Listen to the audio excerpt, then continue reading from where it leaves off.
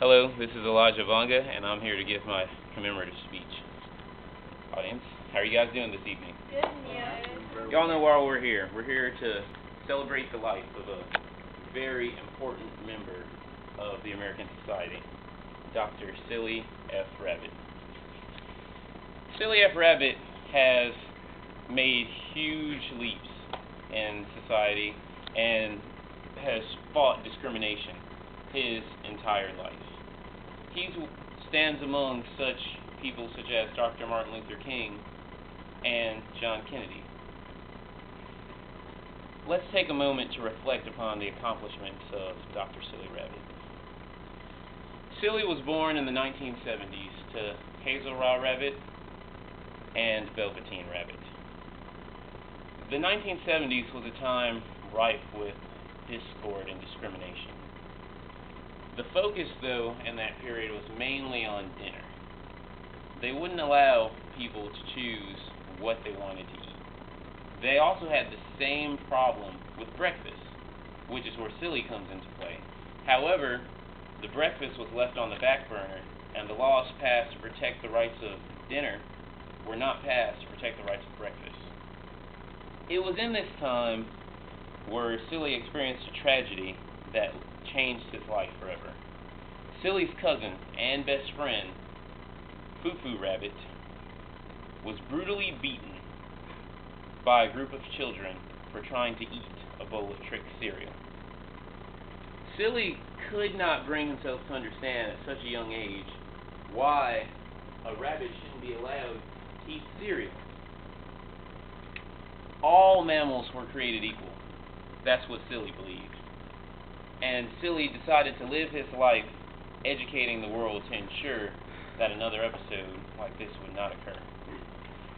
A brilliant student, Silly was accepted to and later graduated from the Yale School of Law in 1985.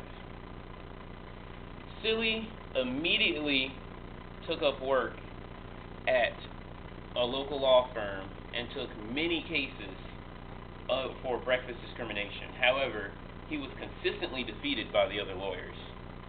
The judges simply would not accept the fact that mammals could eat whatever they wanted to. A squirrel has to eat nuts.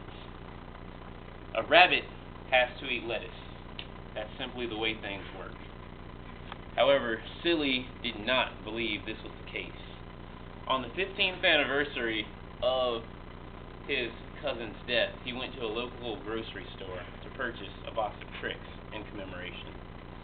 There, he was refused by the clerk, who said, and I quote, "Silly Rabbit, Trix are for kids." Disgruntled, Silly left the store, where he was then pursued by members of the store and local people in the community, who proceeded to beat Silly Rabbit for trying to purchase the Trix. Because of this led Silly to create the MAD organization. MAD stands for Mammals Against Discrimination. Silly and MAD managed to fight the bias laws and eventually have laws and acts passed that protected the rights of all mammals in America to eat whatever they would like for breakfast. Silly and MAD's work, however, did not stop at freeing breakfast for all.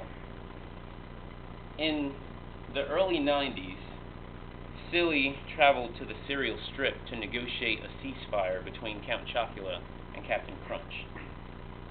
It was a very tumultuous time in that area, and not that many diplomats felt safe to go in there and negotiate. However, Silly had the courage to step up and understand that there can be two different types of cereal that people in the area could eat. And he was able to instill that belief in Captain Crunch and Count Chocula. In 2005, we here in the United States were struck by the tragedy known as Hurricane Katrina.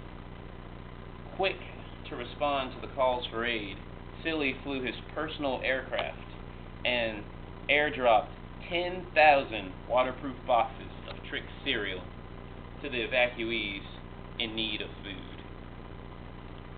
Even At the beginning of the 90s, Silly participated in the historical tearing down of the Berlin Wall simply because it exhibited a tangible item that halted free breakfast for everyone throughout the world.